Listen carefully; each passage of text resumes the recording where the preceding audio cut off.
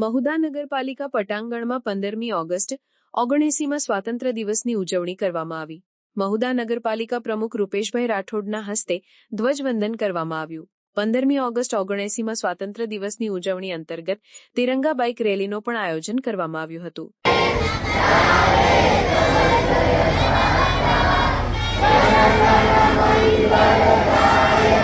મહુધા નગરપાલિકાના પટાંગણમાં 15મી ઓગસ્ટ 1980માં સ્વાતંત્ર્ય દિવસની ઉજવણી કરવામાં આવી હતી.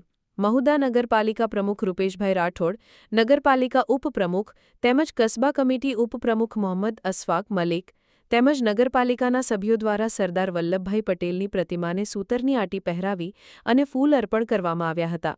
તેમજ 15મી ઓગસ્ટ 1980માં સ્વાતંત્ર્ય દિવસની ઉજવણી અંતર્ગત મહુધા નગરમાં તિરંગા બાઇક રેલીનું પણ આયોજન કરવામાં આવ્યું હતું. આ કાર્યક્રમમાં મહુધા પોલીસ સ્ટેશનના પીઆઈ એસઆર ચૌહાણ તથા પોલીસ સ્ટાફ અને મહુધાની કોહિનૂર હાઈસ્કૂલના બાળકો પણ હાજર રહ્યા હતા.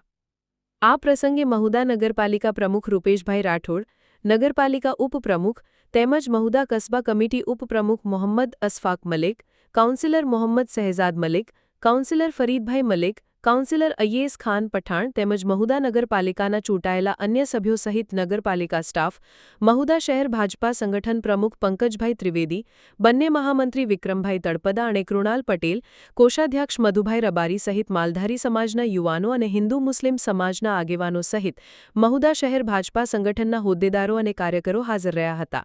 15મી ઓગસ્ટ 1980માં સ્વાતંત્ર્ય દિવસને લઈ ધ્વજવંદન અને તિરંગા બાઇક રેલીમાં મોટી સંખ્યામાં હિન્દુ મુસ્લિમ સમાજના લોકો જોડાયા હતા, જેને લઈ ભાઈચારો અને એકતા જોવા મળી હતી.